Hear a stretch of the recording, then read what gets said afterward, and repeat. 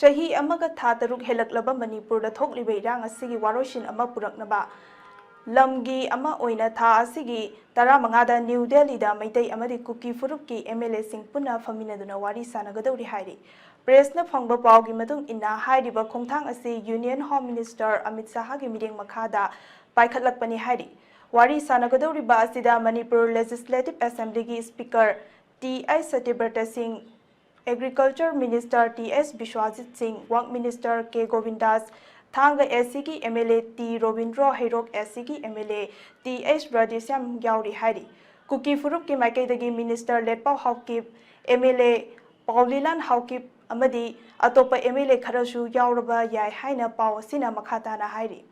Pau Sina Makata na Hai, Mifam Asida Saruk Yadaba, MLA Singh Karadi, Ngarang New Delhi da Thungba Haukre Hari. Manipur Legislative Assembly ki Speaker T.S. Satyabrata Singh amadi Thanga SCG MLA T. Robindro ngarang Delhi gi damakta Imphal thadokre hairi wari sanaba yawgadaba Minister MLA ayamba ngasi New Delhi gi damakta Imphal thadokani hairi